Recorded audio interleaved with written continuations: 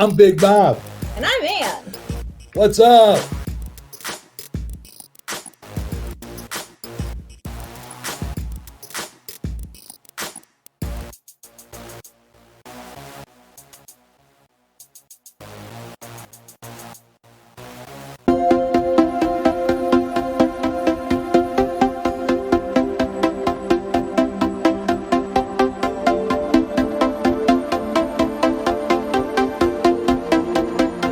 What's up, Big Bob? Hey, today we have an extraordinary, stimulating conversation about part of what's wrong with America, I think. And we're going to get all into it with Jeff Deskovic. Did I say that right? Deskovic. Deskovic. Okay, just Jeff. I am to understand that you're an attorney. That is correct. When did you become an attorney? Back in 2021. That's 3 years ago. Yes, it was not that long ago. So you're a late bloomer. I am. Why did you become an attorney so late in life? Because so I run a nonprofit organization which I started, which has its called the Jeff Deskovic Foundation for Justice, which has its mission freeing wrongfully convicted people and also pursuing policy changes aimed at preventing that injustice from happening in the first place. Jeff, Yes. You got to say it a little slower and a little louder because I want everybody to hear it and comprehend what it is you're actually doing, because I think it's a game changer. So I started a nonprofit organization, the Jeffrey Deskovic Foundation for Justice, whose mission is to free wrongfully convicted people and to pursue policy changes aimed at preventing those injustices from happening in the first place. I became an attorney because I got tired of sitting in the front row of the courtroom. I wanted to be able to sit at the defense table and represent some of the clients and make some of the arguments. And of course, I got involved into doing all of this advocacy work because I survived 16 years in prison myself for a murder and rape I didn't commit. I was arrested when I was 16. I turned 17 shortly before the trial started. I lost the trial, and I spent from age 17 to 32 in the New York State prison system before I was ultimately exonerated by DNA testing. Is this open to conversation? Is there 100%? 100%. You can ask anything and everything. I'm very transparent and very comfortable. All right. At 16, what kind of a kid were you? So I didn't think of it this way then, but I kind of lived a double life. There was my life in school, my life after school. After school, I lived in an apartment complex in Peekskill, New York, in Westchester County. It was the suburbs. I want to say it was like a middle income, and so there were a lot of kids there, and in the complex and in the surrounding areas, and I was one of the two main kids, and pretty much whatever I would suggest would be what we did. We're going to play Monopoly, we're going to play basketball or stickball, we're going to go swim, we're going to ride bikes, whatever the activity was. So I was kind of outgoing, kind of like an average kid. But then in high school, the kids there were a little bit older than I was. And, I didn't quite fit in. I really wasn't, into drinking and parties and chasing girls. So I was kind of like on the fringes of the society. So in school, I was kind of quiet and to myself. Was this about, you obviously got arrested. Were you just in the wrong place at the wrong time? No. It was that the police interviewed a lot of students from the high school, and some of the police told them, look, you might want to talk to Jeff. I guess their underlying thinking was that people that are quiet until their self commit heinous crimes. So their suggestion is what got me on the police radar. Then Wow. there was a secondary factor. So I was a sensitive teenager. This was my first real brush with death, and I had an emotional reaction. And the cops thought, well, since you barely knew the victim, I mean, she was in 2 of your classes as a freshman, one as a sophomore, you weren't even really on a high buy basis. It doesn't make sense that you're emotional. So that must be some sort of outward sign that you're sorry for what you did. So there was No, those two. you're just a teenager. Right. Right, exactly. But that got me on their radar. And the last factor I want to mention is that they, the Peekskill Police, they got a psychological profile from the NYPD, which purported to have the characteristics of the actual perpetrator. And I unfortunately had happened to match those characteristics. So that was a reinforcing factor. So the profile said, well, probably somebody in the high school, probably someone who was a loner, gee, that really, that kind of like narrows it down quite a bit, right? All right. You fit the profile. Mm-hmm. I get it. Where's the evidence? So for about 6 weeks, the police played this cat and mouse game with me, in which half the time they would speak to me like I was a suspect, and the other half the time they would pretend like they needed my help to solve the crime. They would say things like, the kids won't talk freely around us, but they will around you. Let us know if you hear anything. Stop in from time to time. They would ask me opinion questions and congratulate me that my opinion was correct. They made me feel important. So before I was a teenager, the career I fantasized about having when I grew up was to be a cop. So this unexpected early opportunity to do this quasi-police work, along my age, was how they were able to pull the wool over my eyes. I came from a single-parent household. My father was never involved in my life in any aspect. I never spoke with him. So that intersected with the good cop, bad cop technique, in which one officer would pretend that he was my friend. And so I began to look up to him as a father figure. That all went on for about 6 weeks. Eventually, they said, look, we have some new information in the file. We want to share that with you. That will allow you to be more helpful to us. First, though, you have to take and pass a polygraph test, also called lie detector. Wow. Without an attorney, without legal representation, and being a minor. Right. That is a red flag right there. I agree with you. You are correct. So the next day, rather than report to the high school, I went to the police station. And it was a school day, so my mother and grandmother that I lived with thought I was in school. So therefore, they did not call around looking for me. And they drove me from Peekskill, which is in Westchester. They drove me 40 minutes away by car to the town of Brewster, which is in Putnam County. And the reason why I'm mentioning that is that meant I was not able to leave on my own anymore. I was instead totally dependent upon the police. Because you crossed county lines and you were a minor. Correct. Exactly. Right. And of course, being a minor, I obviously didn't have any money either. So there was no independent means of escape. And there was no Uber back then. There was no Uber back then. No. So the polygraphist himself was a Putnam County Sheriff's investigator, Daniel Stevens.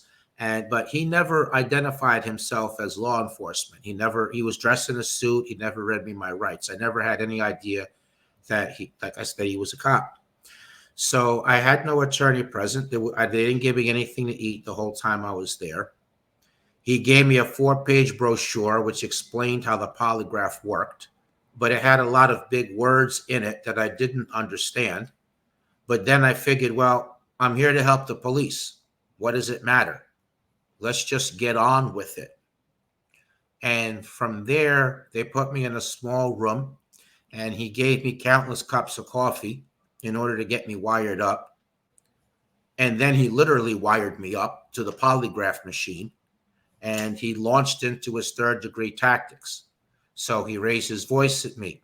He invaded my personal space. He kept asking me the same questions over and over again.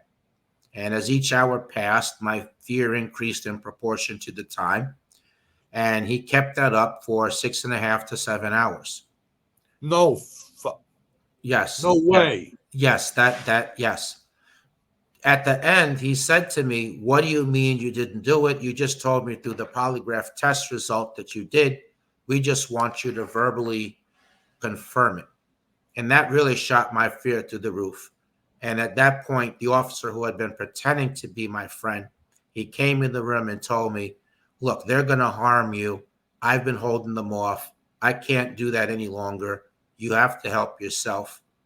Then he said, just tell them what they want to hear.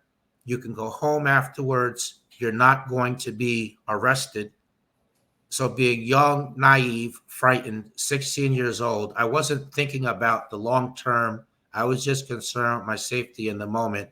I was in fear of my life. The fact that I didn't know where I was and that no one else knew either loomed large in my mind. I was overwhelmed emotionally and psychologically. And then there was that. Jeff,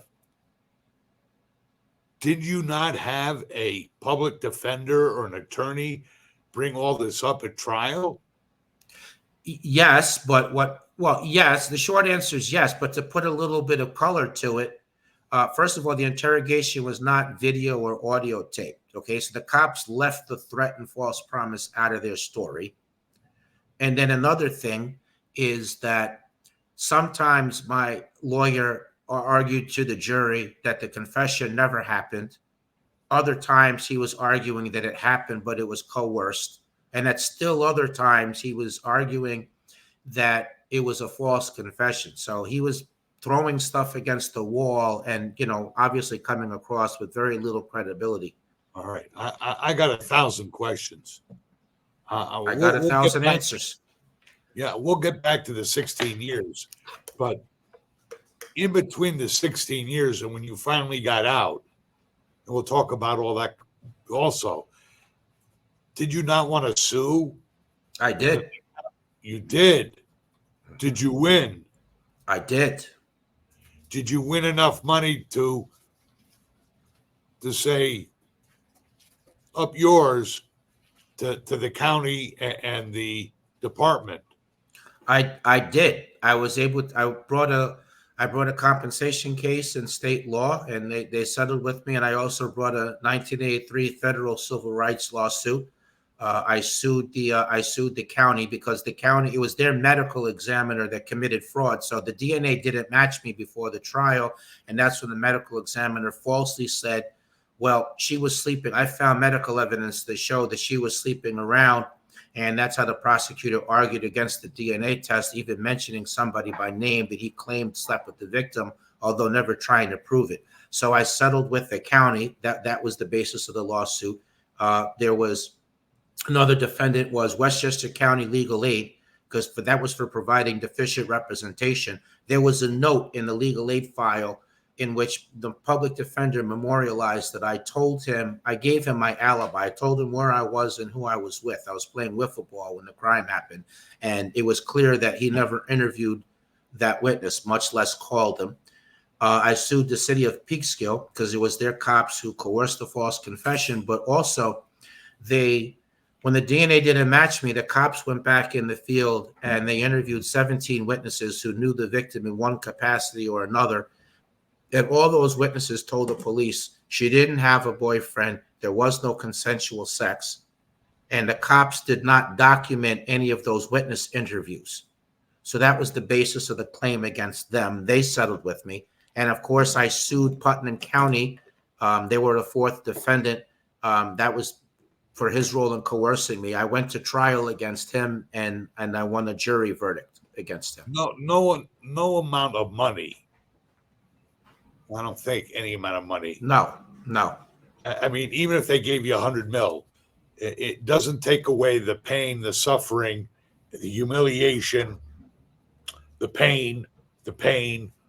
It takes away maybe bad food and a bad room, but not the permanent emotional scarring that took place on this 16-year-old kid for all those years. I mean, this is a true travesty. How many cases are like this in the United States today?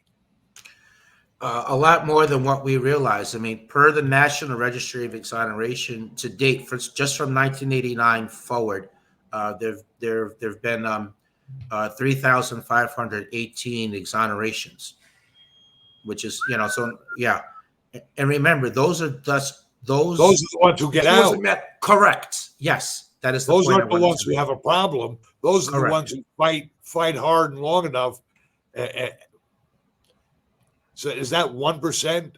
Is that what percentage of the people that are arrested do you think are arrested without true cause? All right. So my look, I'm going to give you my opinion. Okay. I Yeah. think it's 15 to 20%. Now, there were 19 people that I did, well, 20 now. Actually, someone else got exonerated. There were 20 people that I did time with that were either exonerated before me or after me. It seems like there's a couple of exonerations happening across the country every week. Was this You know, all in Ossining? no, this was in Peekskill in This all in Westchester. Peekskill. Right. And you took 17 people and got them their freedom. No. I'm not saying no. That the organization. No, I'm saying that um, the people I did time with. You asked me to opine on how often this happened. I think Right. it's 15 to 20%. So in support of that, I'm saying that 20 people I did time with were exonerated either before me or after me. And I look at the frequency of exoneration, and when there's a progressive district attorney that has a conviction review unit. When that happens, you see a lot of exonerations, like in Brooklyn, New York. So when Ken Thompson became the DA, and he had a new conviction review unit, there were 23 people that were exonerated in 2.5 years. When you look at Philadelphia with DA Krasner, a lot of people have been exonerated. They're in their 20s already now. So my point is that I think that the flow of anecdotal evidence is supporting what I'm saying. Now I'm kind of on an island with that. Okay, there's people, many others say 5%. Some people say 2% or 1% or even 0.5%. 2% is too many. Right. 2% is too many. Right. How many people are there around the country who specialize in what you're doing? Wow, there's maybe like 40 something organizations, but the difference between us and them is that most of them are DNA centric, meaning they're only willing to take cases if there's DNA testing. There's testable material that could be used to conclude a case, but DNA is only in 10% of all serious felony cases. So my organization, and we take on both DNA and non-DNA cases. So far, we've been able to free 14 people. We helped pass 3 laws and then another 6 as part of a coalition group that we're in. So that's all since opening our doors back in 2011. Have you ever thought of calling John Grissom? Yeah, I've met John Grisham a number of times. So John Grisham is a board member of the Innocence Project, which is the organization that freed me. So I've been they have an annual gala dinner. So I've met and chatted with John Grisham a number of times. We've chit-chatted before. So yeah. He sounds like he could write your life story for you. Yeah, I agree with you. I mean, I know he has a bigger book coming out, but I think next time I see him, I'll approach him and ask. But I know he has another one coming out. But I want to just fill in one other gap for you. That well, first of all, once I got wrongfully convicted, the judge gave me a 15 to life sentence, despite telling me, maybe you are innocent. Yes, I wanted to mention that. And I was charged as an adult. So I was, therefore tried as an adult. I was given the 15 to life sentence and sent to a men's maximum security prison where I wound up doing 16 years. I did along the way, I did lose 7 appeals. I got turned down for parole, largely because I maintained my innocence rather than expressing remorse and taking responsibility. Ultimately, I was exonerated through further DNA testing through the DNA data bank.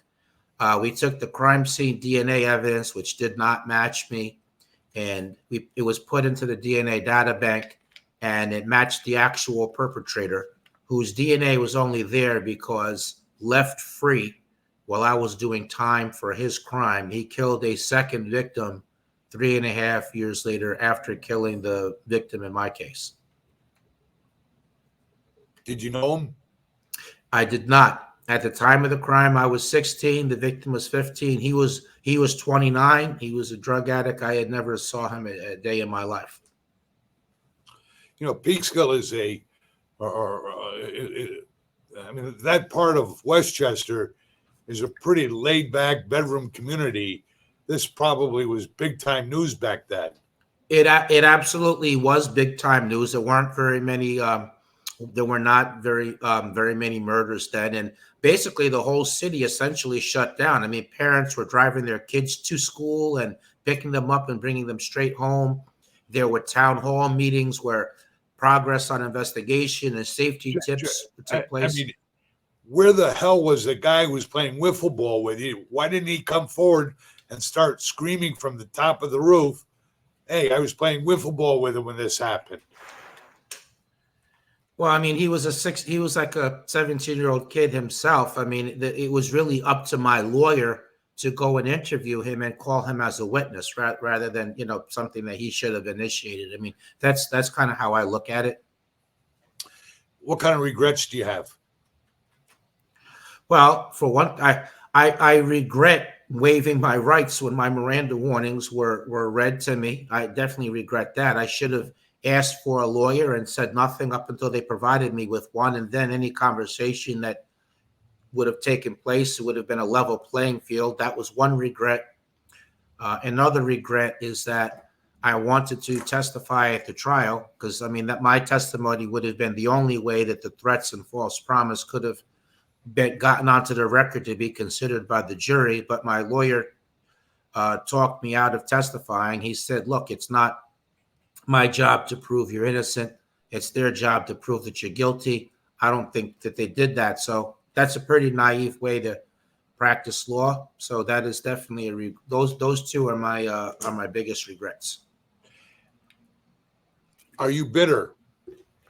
No, I want to enjoy my life as much as I can. How old are you now? I'm 50. May you live another 100. May you live to be 120.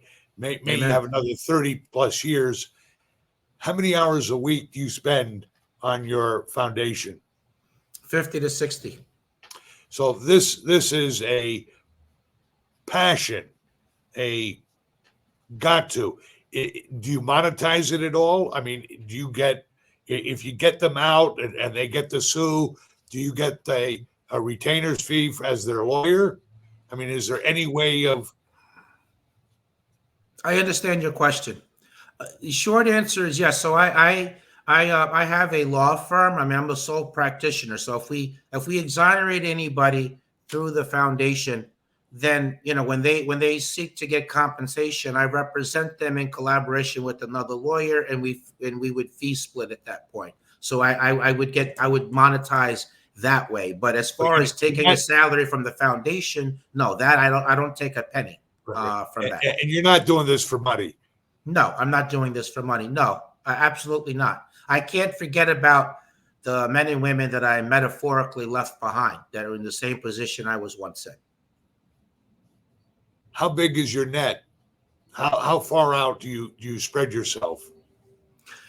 Well, we have 13 cases that we're working on right now, and in terms of policy work, we're pursuing policy changes in New York, Pennsylvania, and California.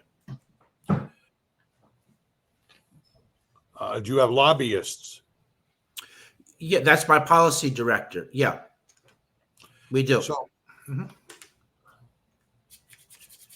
wow. Are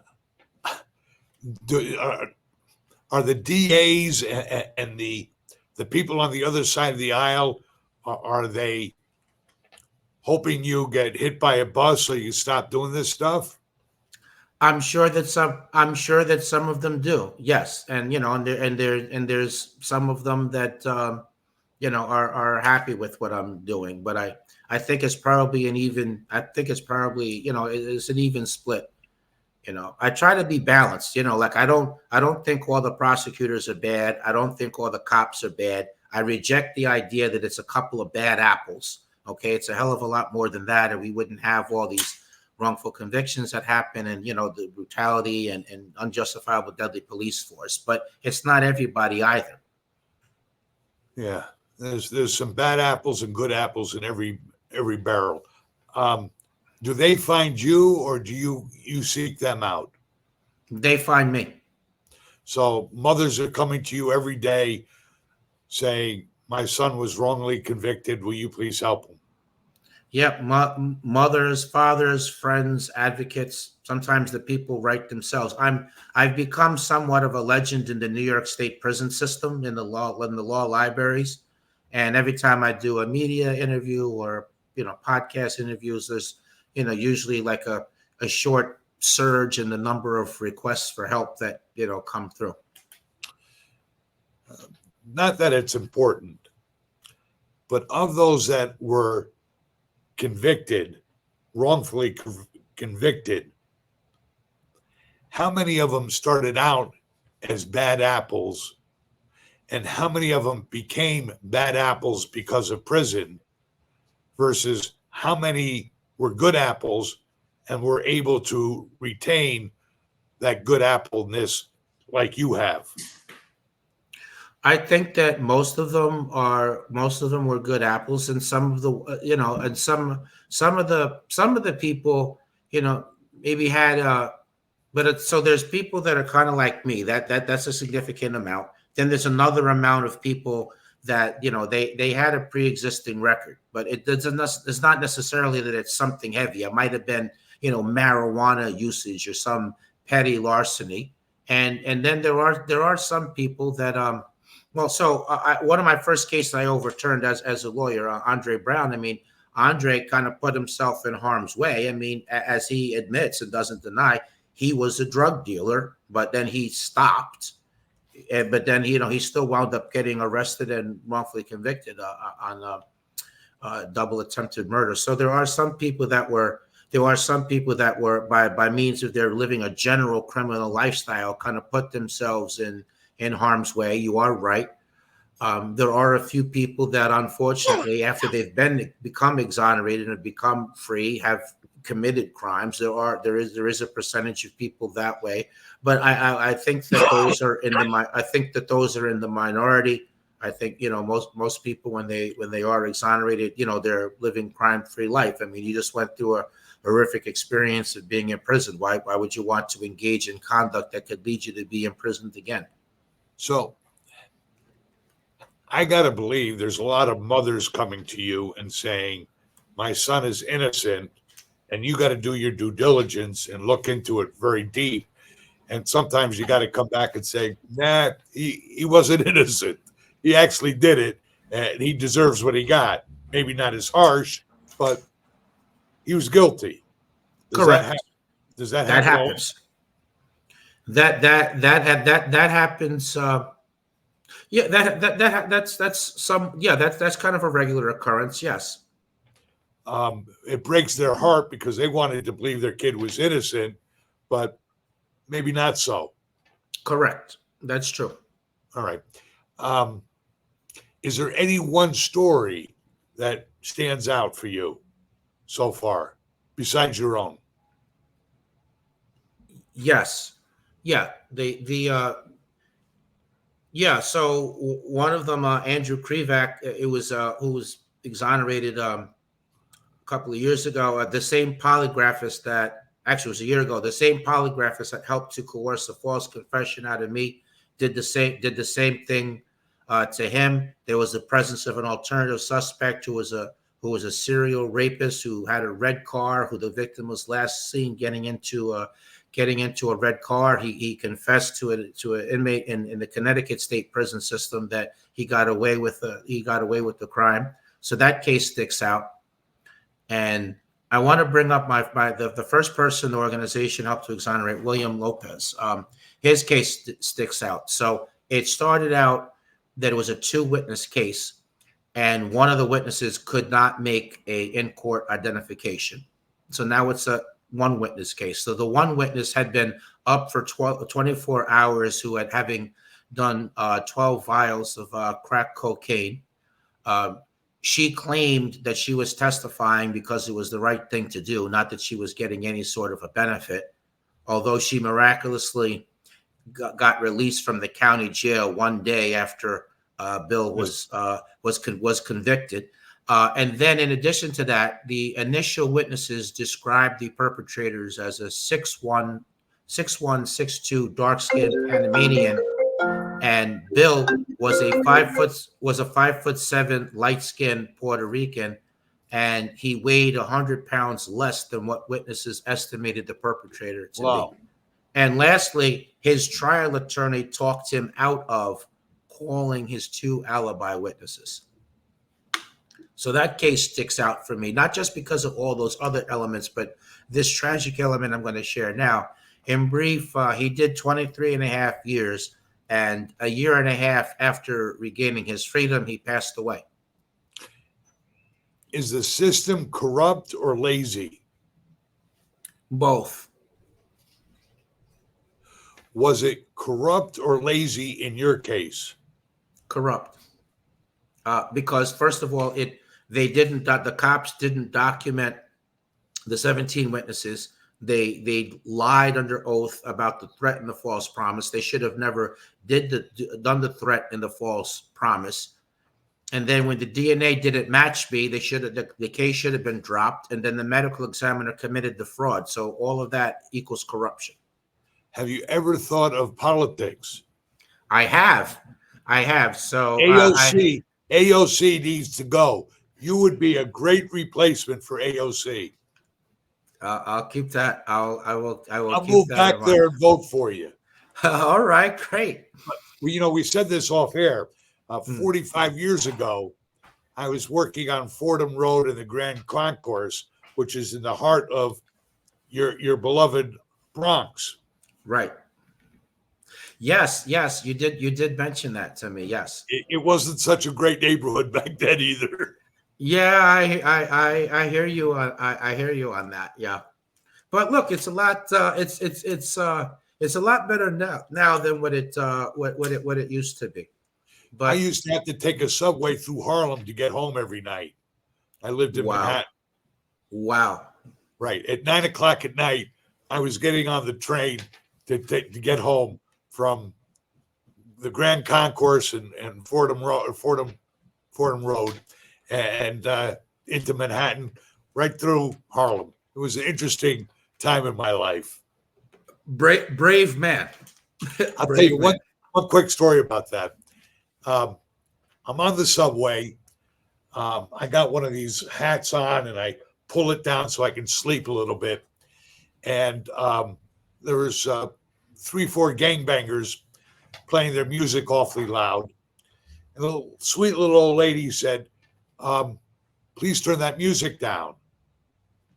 And they got up and started harassing her. And I picked up my hat, pushed it back, and I said, turn the music down or I'll take that thing away from you. And one kid made a step towards me and the other one said, hey,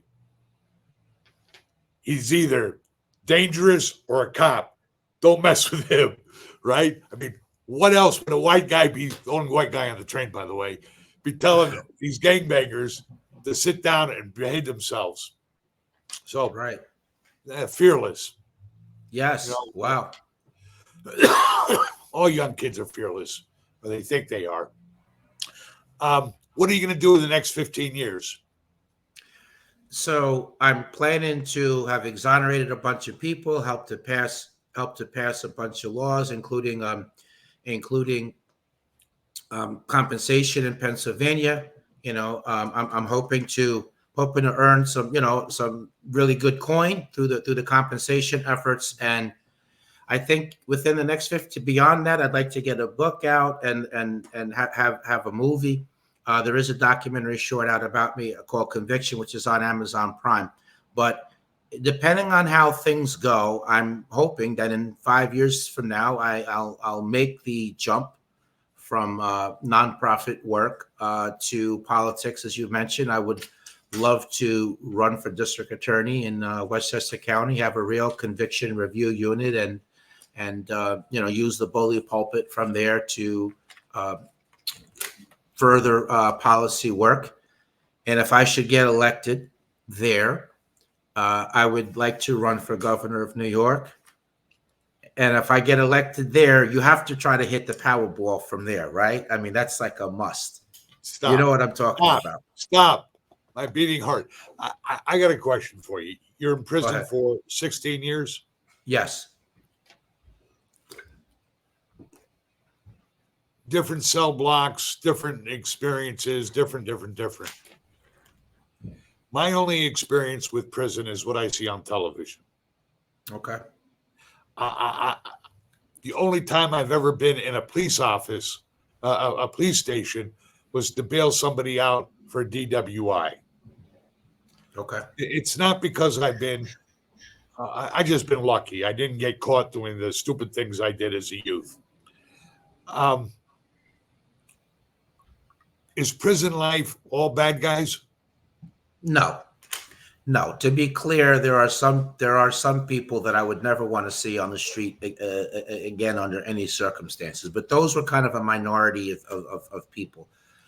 You know, I met a lot of people. I mean, they were different people than what they were when they committed crimes 10, 15, 20, 30 years before that. You know, a lot of, you know, you mature, you're not as susceptible to peer pressure. You think about the long term, you mellow out. You know, there's people that were quite smart that, you know, I felt like they could have been, you know, released safely with, you know, and so no, I wouldn't say that prison is completely with bad guys. No. Do you have some friends that you have been able to stay in contact with? Yes, with the caveat that they're out of prison now. So none of the people that I stay in contact with are still incarcerated. But there was a time period where that was true, and I'm still in touch with some of them now that they're on the street, and you know they're living crime-free lives, and you know many of them are working in the nonprofit sector. So it's nice to see them in a different environment, free and doing something productive. In your circle, you are a glitterati. You are famous, successful. You are sitting on top of the mountain of all the people that came to your similar situation. You should be very, very proud of yourself for what you've done, both for yourself, your family, and our community. Jeff, I applaud you. Really, you're a superstar. Thank you very much for taking the time to visit with us. Hope to someday meet your acquaintance. Stay well, be healthy. Thank you very much. I feel the same. Thank you for having me on the show. Thank you, sir.